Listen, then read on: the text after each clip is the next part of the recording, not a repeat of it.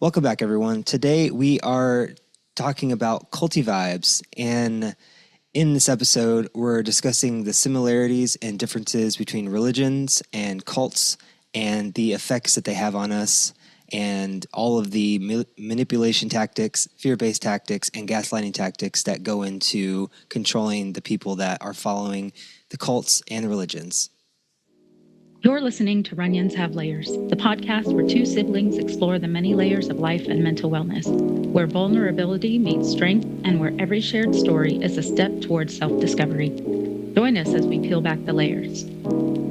If you would like to be notified of upcoming episodes, sign up for our email list at runionshavelayers.com. And don't forget to share this episode with a friend and leave us a rating or review.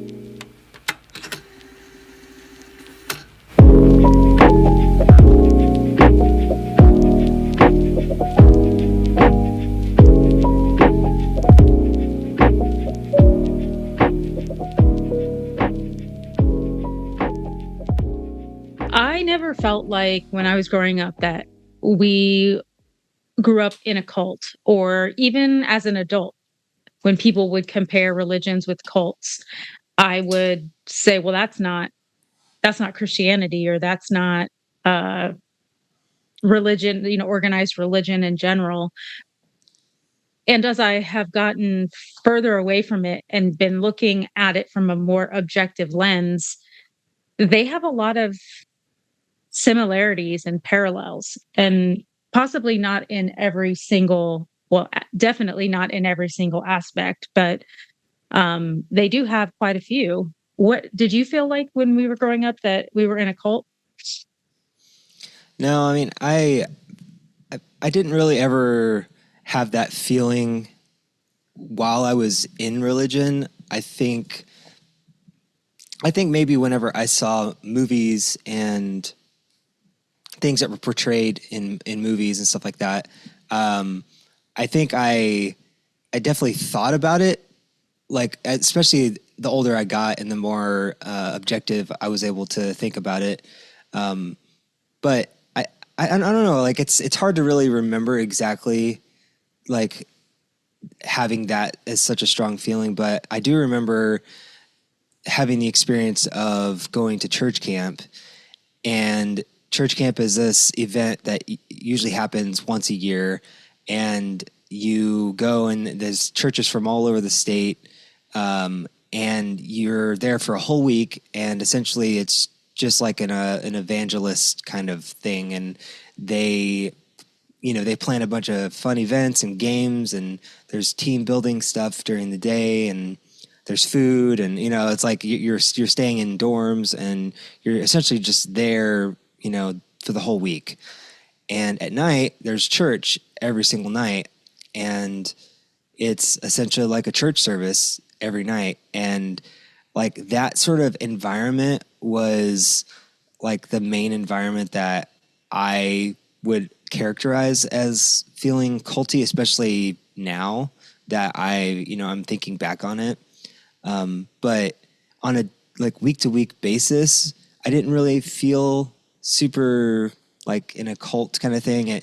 I didn't feel super isolated like I would imagine people who are in cults tend to feel, because all the things that I've read and all the documentaries that I've watched about cults, it's the people that end up in cults are very much isolated from like the people that they know that are not part of the cult, and and is really, and a lot of times they're in like a different location. They go to some sort of like compound or commune or something where they actually physically isolate people from the outside world, essentially. And I didn't feel like that was really a characteristic, but I think that the way that religion, a lot of the same like tactics that they use are very similar to how cult leaders get people to follow whatever their cult following is, whatever that might be.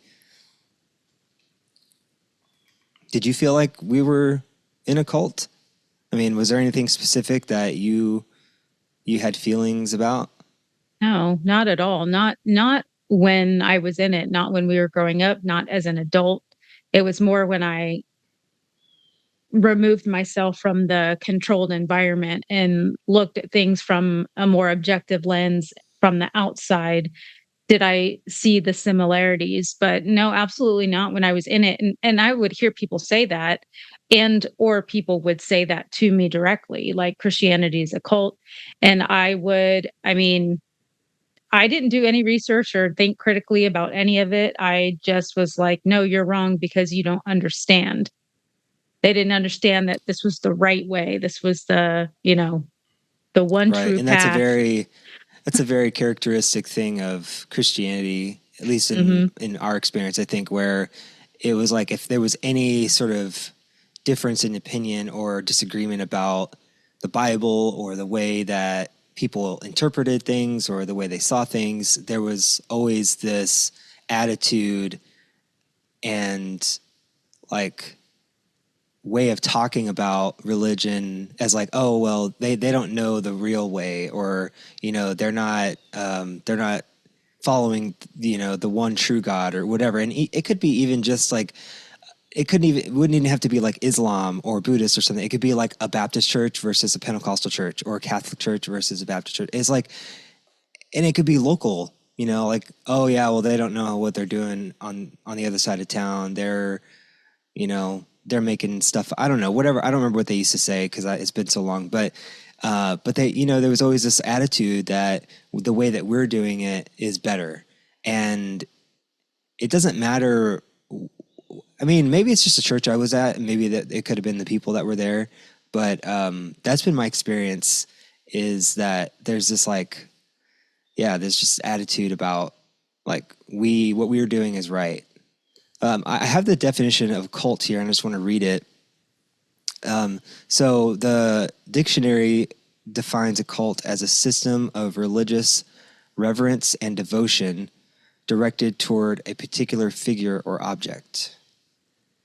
So that sounds pretty similar to what religion is, honestly, in terms of a definition point of view, is, a system of beliefs essentially that are directed towards a figure, which in Christianity would be Jesus Christ.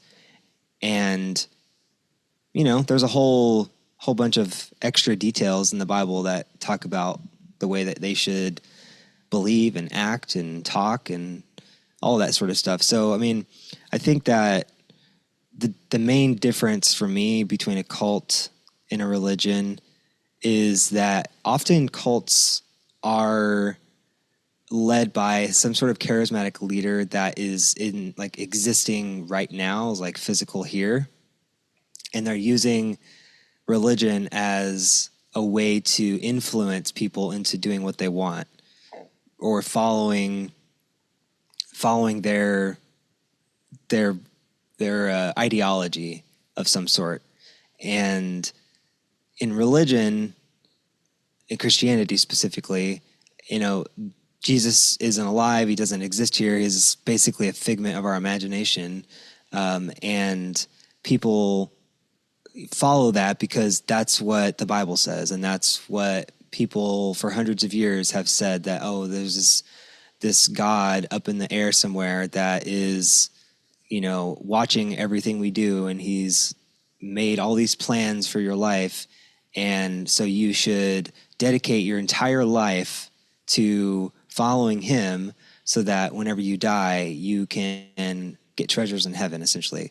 So I think that's the main difference in my head about like a cult and a religion.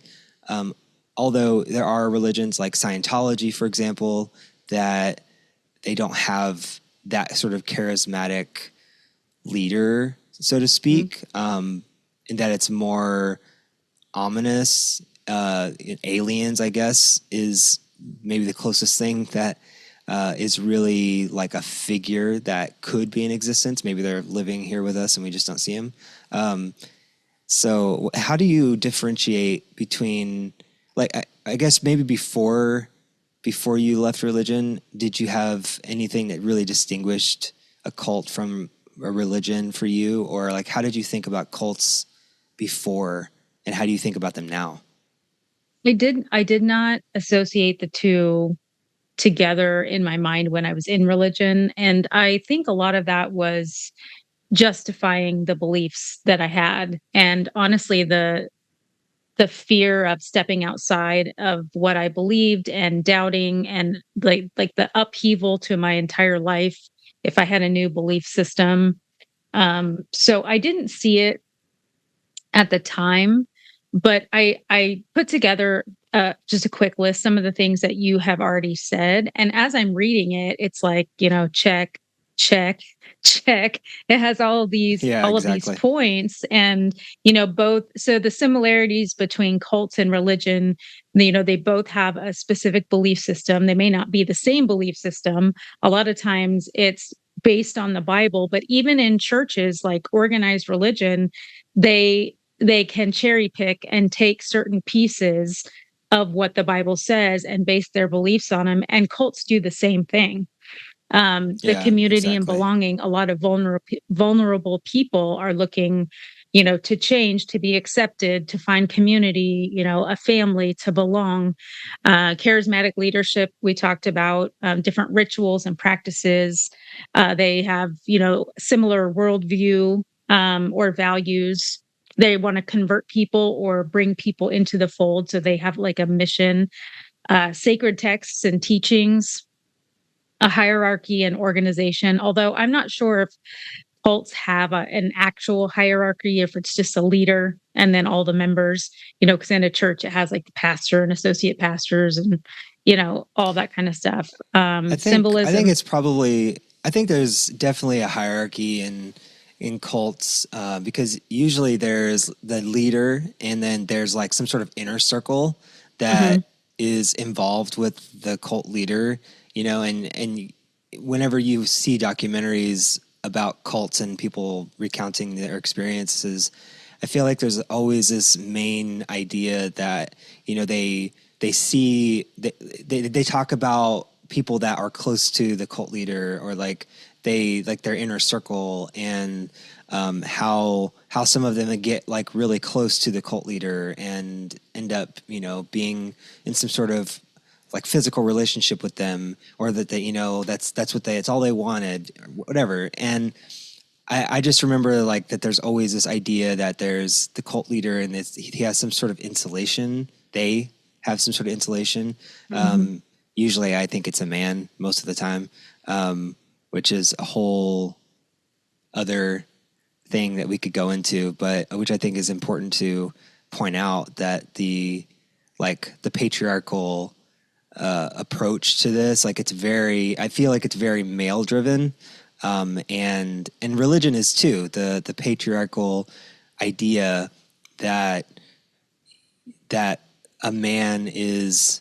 It's like even in the Bible, it talks about how God created man in His image, and the verbiage of it is always putting like the man above women.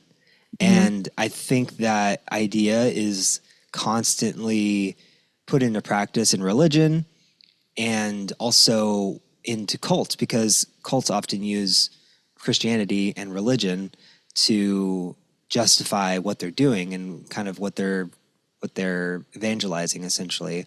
But but yeah, this whole idea of the inner circle, going back to that, I think that churches do have a similarity because of what you're saying of the church and the deacons and like all the people that sort of surround the pastor and what they're trying to do. I feel like there definitely is a similar hierarchy. While it probably isn't defined that you know specific in a cult, I think it probably does exist. Yeah. Like they may not have actual titles, or they might. Hmm. I mean, I don't know. But yeah, that's a good point about the men being above the women. And I'm sure there have been women cult leaders. I have heard mostly about men being a cult leader. Yeah, and I think we've mentioned this in other episodes before, but I think this is like a common thread of how religion is really trying to control people. And I think that because of the way that the Bible frames the relationship between man and woman, there is already a pre-established idea of control and having some sort of power and agency over people. And I think that that is threaded through all of Christianity. And so I think it's just a really important thing that will probably continue to come up, is that there's this constant idea and theme of the idea of man controlling a woman. And I think that, and even if people don't like think about that like in the front of their mind, it's a subversive subconscious thing that is in their mind of like, oh yeah, well, this is what I've been hearing, this is what I've been taught my whole life, so of course this is the way that I'm going to treat a woman, this is the way I'm going to talk to them, this is the way I'm going to interact with them or whatever, is because the Bible tells you that this is the way that you're supposed to this is your role related to women. And that's pretty fucked up, you got to say. Yeah.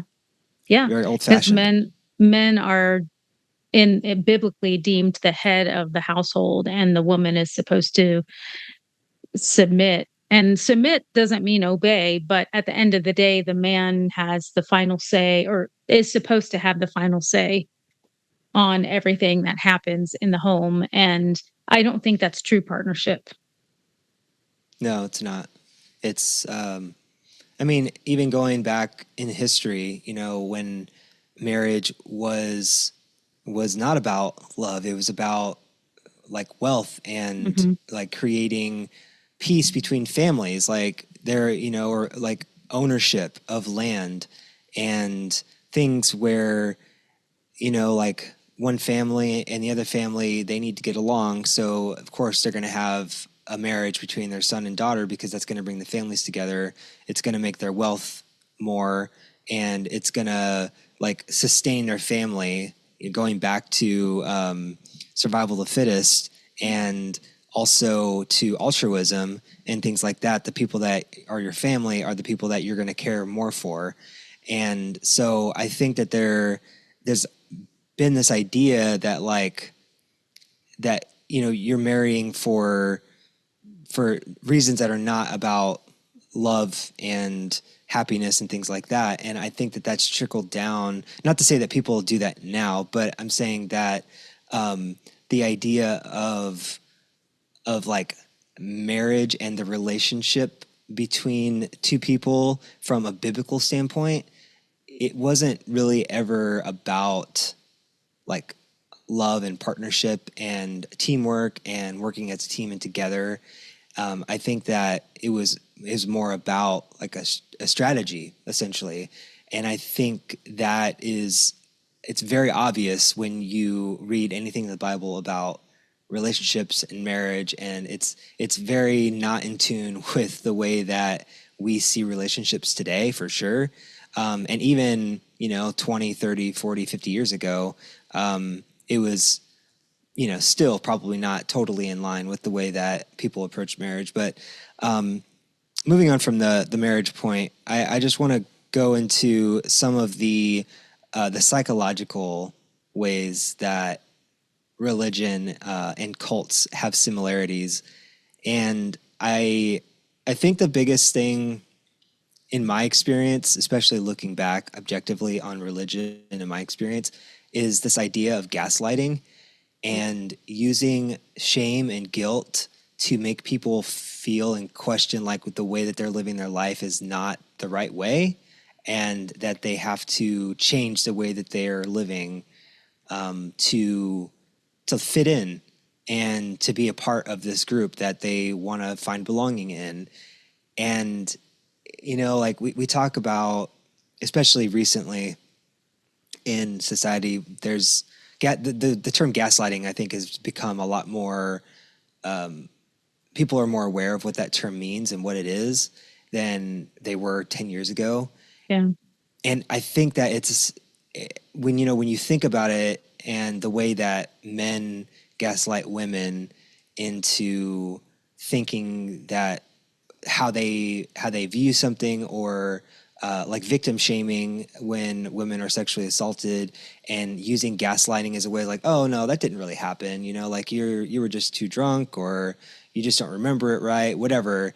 I think that tactic is really, it's used prevalently in religion, and getting people to really question their reality, and to say to someone that the way that they are believing, or the what how they see themselves, or the way that they're not a good enough Christian, or they're backsliding, or all those sort of things, really plays into the shame and guilt, to where people feel like, oh my gosh, like I'm not good enough. I need God to give me guidance, because I don't feel like what I'm doing is good enough. Yeah, Yeah. it's really sad.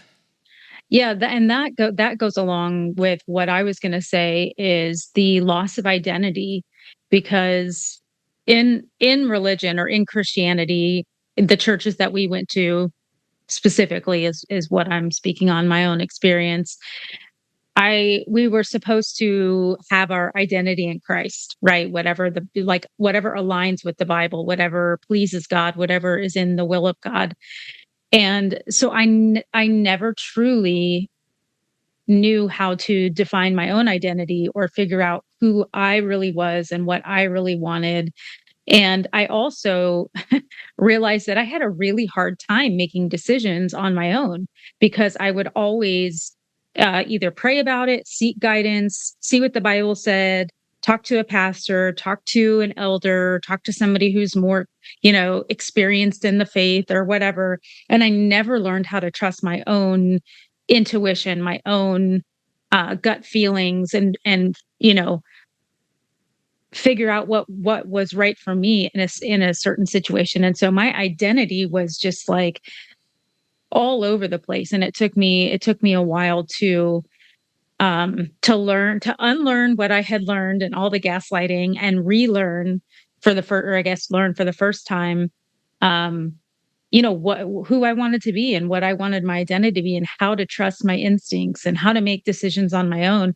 And that sounds so simple and elementary, and things that we learn when we're, teenagers or young adults. But that's when, I mean, I was raised in religion, and I know people still today in their, 60s and 70s, who can't make a decision without asking a bunch of other people, what their Hmm. opinion is. And I'm not saying that that's wrong, because it's always wise to seek counsel outside of yourself, especially if it's a big decision, or if it's something that is going to make a big impact. I'm not saying that that's wrong, but um it just it I realized that every single decision that I was making was needed I needed to ask somebody else for their advice, and I guess basically be validated and be told, yeah, that's what I would do, or yeah, that's the right decision, before I would actually do something. Yeah, because I think that there's this the way that religion really frames a lot of things, or just like the having a conversation about something that maybe you don't agree on. I feel like there's not a culture of openness in religion. It's like you have to believe this way, and there's no room for like a different opinion, no discord, no conversation about anything. It's like, if you don't believe this way, then oh, you need to get right with God. You need to pray more, and that goes into the gaslighting idea. Mhm. But it supports that this point that whenever if you do have a question, or if you are questioning, or you have a different opinion, or you want clarity about something, if you ever bring something up like, oh, this doesn't really sound quite right, or what about this, what if this happens, or just like, having a different opinion about anything, it's immediately turned on you, as if you're doubting, you don't have faith, all Mhm. these things, because there isn't an answer for those things. People don't know how to answer those kinds of questions, and most people, they just blindly believe anyway. So they don't even have an answer. They don't care. They're just like, oh Hmm. well, you need to pray more, or you're not close enough to God, or you have to have faith. You have to have faith that God will show you the way, or that He'll you know give you Yeah. some sort of clarity through prayer, and just bullshit like that. Like, there's not ever a real answer to a lot of the actual questions about things.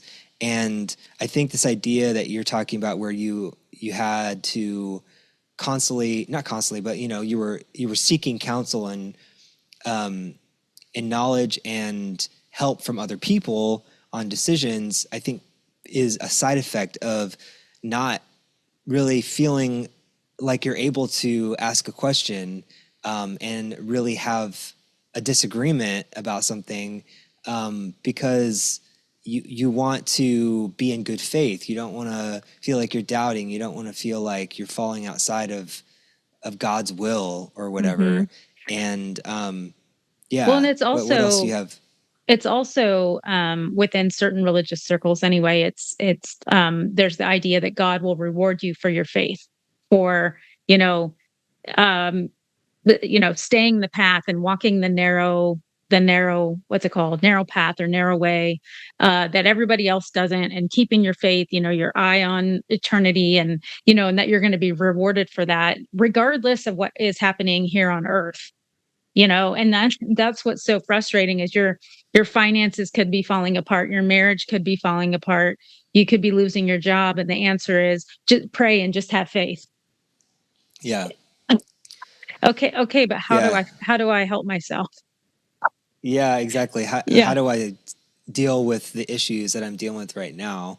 How do you, yeah, like, I need some practical advice on what to do or how to do it. And yeah, there is. I mean, I think that you know, church and religion does provide a community for people, and I Mhm. think that there are absolutely instances. We're talking a lot about from an opinion that is very much in opposition to religion, but I do want to acknowledge that religion does provide a community, and provides friendship and people that you can rely on for to a certain extent. I think that whenever I was in church, there were a lot of things that I did with people from church. There were activities, and there was a sense of community.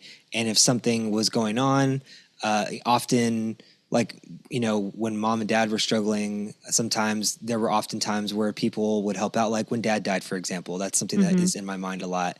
There were people from my mom's church that really helped out. They helped out with food, and they came over and helped with different things that we needed help with, particularly like helping with the funeral, and mostly like helping us like with food and not having to worry about cooking and eating and cleaning and stuff like that. And so there definitely was a sense of camaraderie, I think, that is fostered.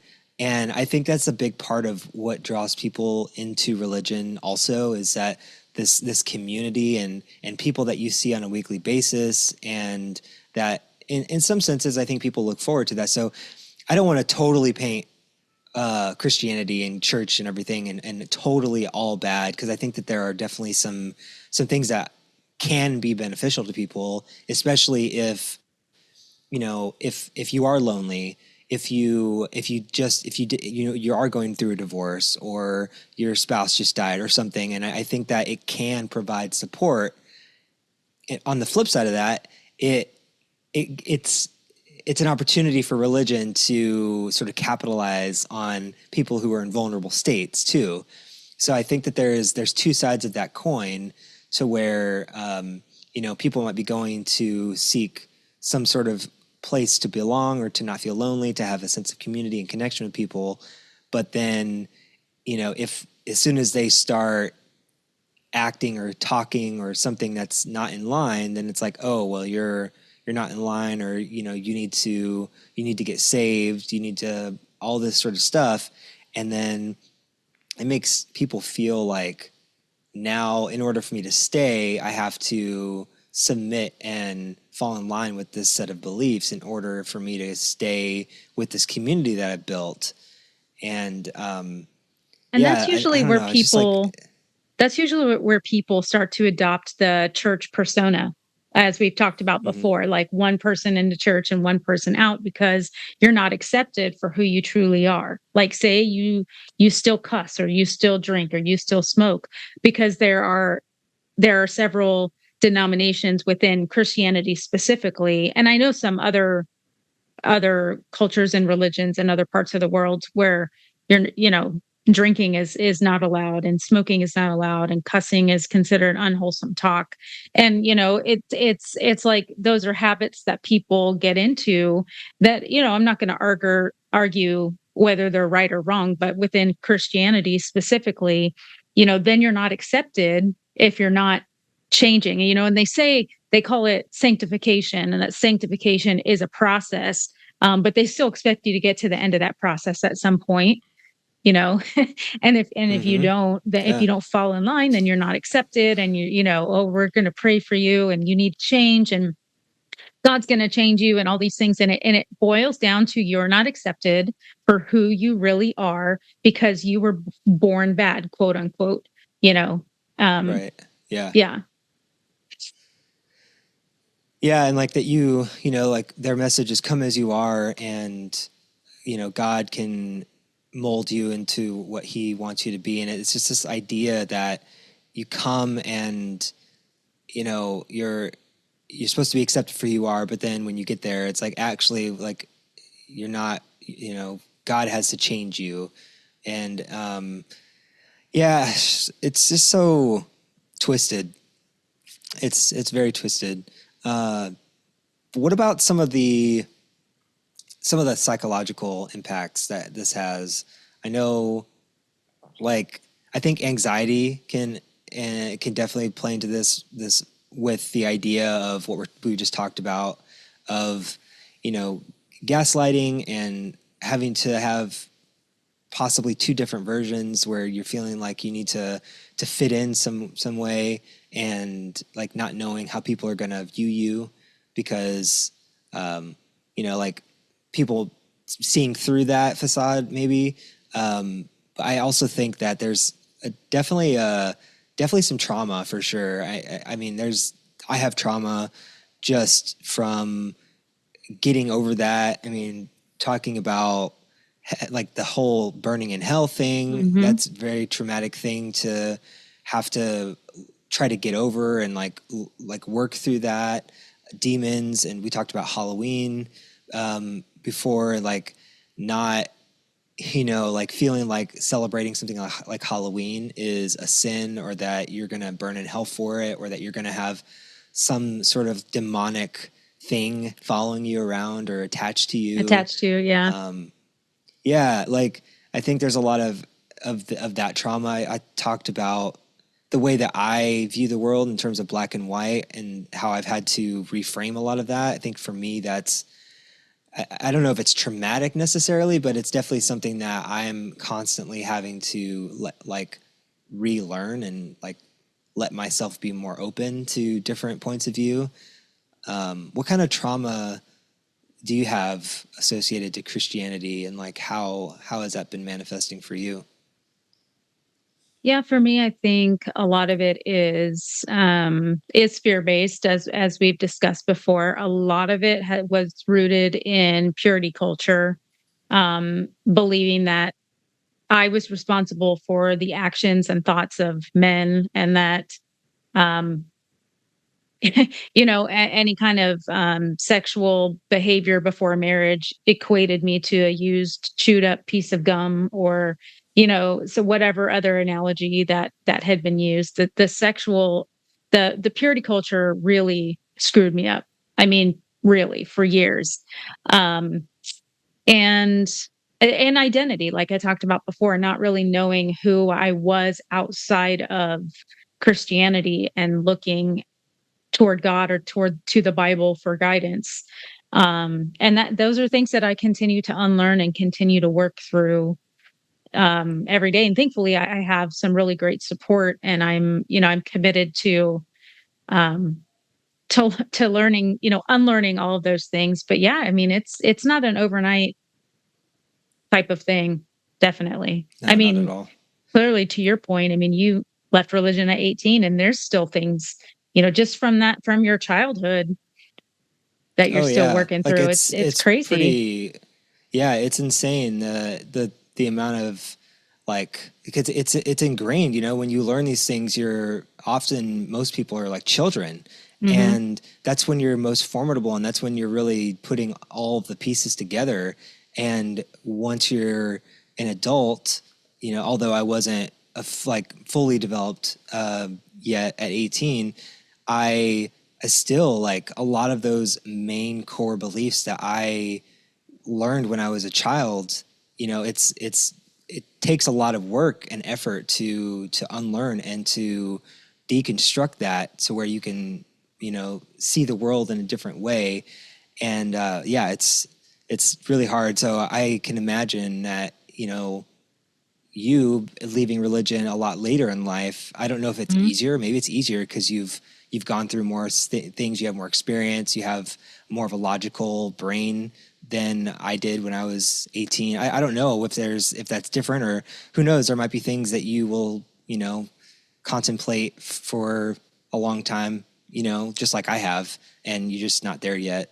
But Yeah. I mean, I think I easier or harder is subjective because everyone's experience is so individual. For me, I think it was harder as I got older because my entire existence was informed by religion. And so everything changed.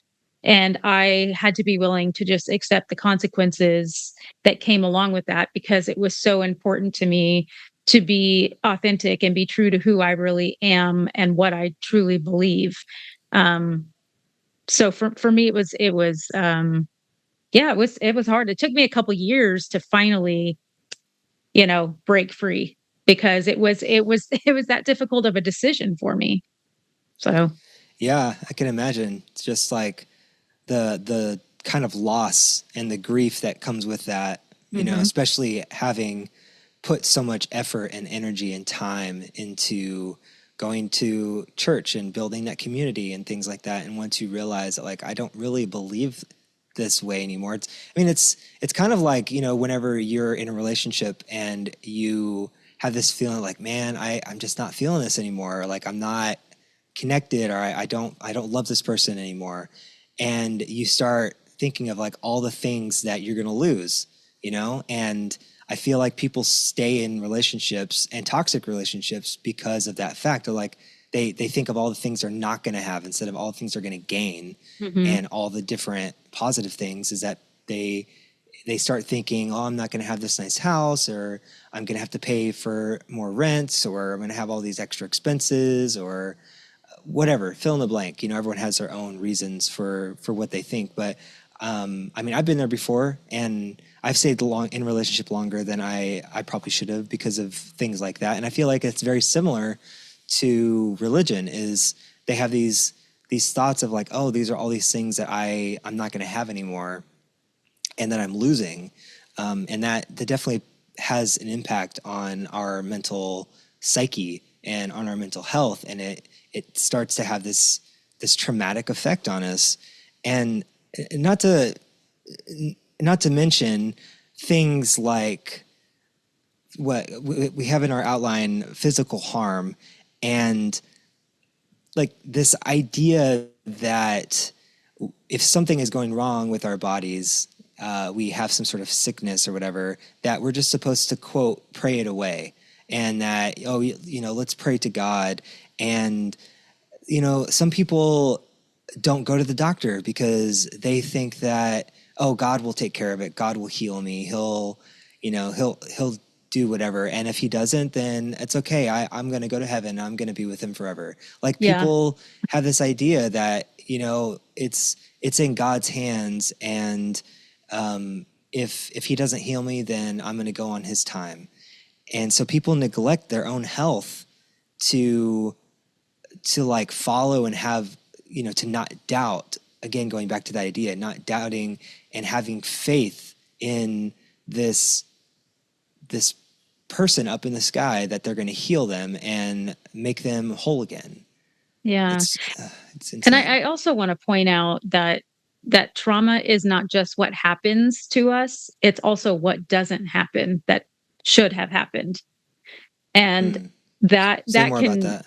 yeah, so that can, it when you were talking about the medical stuff, that's what made me think of it, but it encompasses so many different things. But say like as a teenager or at any age, somebody went to the doctor, or they didn't go to the doctor, and they were standing in faith, and they they may not have died, but they may have suffered for the rest of their life with a disease that's curable, or Yeah. at least treatable, or in a lot of pain, or whatever. And I know that there are a lot of Christians who do believe, that doctors are here for a reason and that they can help. But there are some really radical religions and denominations of religions that believe that prayer is the way to go. It's you need to have faith that you have control, that your words are powerful, and that you can speak it into existence. And I mean that's a whole different conversation about our words having power. But so many people have suffered in the name of blind faith, and um can have trauma from that, but also from what may not have happened as a result of that faith. Hmm. Yeah, and I'm sure that there are cases where people have taken it so extremely that they have suffered ultimately and died. Where I think you were telling me yesterday, there was this case where someone had a child or something that died. Yeah, I think it was at, I don't want to say, one of the big churches. Yeah, okay, it was at Hillsong, and it was someone's 2-year-old daughter that they were believing for healing, and they died, and they tried to raise her from the dead after she had already passed away. And I don't know the specifics, whether they took her to the hospital at any point, but those kinds of things. And I find it kind of comical that a lot of the leaders in faith, and the evangelists and pastors who believe that kind of thing, I've seen many of them die of heart disease, or and I'm like, Yeah. that something isn't connecting here. And then the the answers or the platitudes that you get from other people around is that they were ready to go, and that they made the decision because we have the power to choose when we die, because our words are powerful, so they chose to die. And I'm like, well, What? yeah, That doesn't make any sense. yeah. They chose it. Okay. Hmm. Yeah. Like they were Yeah. close enough It's to heaven that they saw, or that yeah. and instead of choosing to come back, they chose to stay. And I'm like, I don't know about that. Yeah. Yeah. They were like in the in between or something, Yeah. and all those like near death experiences, and then they just like walked over or something. Hmm. Yeah, I remember hearing a lot about that in church, of like these like near death experience type of stories where people talk about that. Oh, I saw Jesus and I saw heaven and all this stuff, and I was just like, no, you didn't. Yeah, I just don't know what to think of that kind of stuff whenever people say that, but I don't want to get into that right now. So we've talked about a lot of the similarities of religions and cults, which I think are pretty closely related, and I think that it could be quite easy for religion to turn into this like culty environment, especially when people are super dedicated and committed to the way that they're believing. But I would say that the majority of religion probably doesn't fall in like a cult type environment. Would you agree with that? Yeah. I think I think it's like adjacent, cult adjacent. like Yeah. ish. There are some things that are cultish, that it's like right on the borderline. But again, it depends on the religion. It depends on the denomination of that religion. Like there's certain denominations within Christianity that are very much more liberal, and they use other texts besides the Bible, and they have like it's kind of this melting pot of different spiritual beliefs. And that I wouldn't consider a cult, because it's not so controlled and you have to believe this way or you're not accepted. So I mean the statement that all of religion is the same as a cult, or all of Christianity is same as a cult, I wouldn't say that. But I do think Yeah, that there I are agree. some denominations within Christianity specifically that, yes, I would identify as a cult, and then some that, like I said, are cult adjacent, that they're like overlapping. And that's not really any better. I mean, it is, to the extent that it's not like a cult, but also why would why would you want to be a part of a community that's that close to identifying the same way? Yeah. Yeah, I think it really comes down to the extreme beliefs that people have, and it's like these far weighing belief systems that are way off in the periphery, where there's no balance between what is reality and what is spiritual, so to speak. And Hmm. it becomes this thing where when you're in church, it's like, this is the way that, this is, I don't know exactly how to say it, but it's like, I guess, afterlife. Like, I feel like maybe in church, it's all about like, what are we doing to get to the afterlife of, where we are now, and how are we benefiting ourselves for later, versus what's happening right now, and like, what are the things that I need help with now. And I feel like a lot of those very culty religions don't accept anything other than what they believe. There's no other options. There's no place for disagreements or Hmm. anything like that.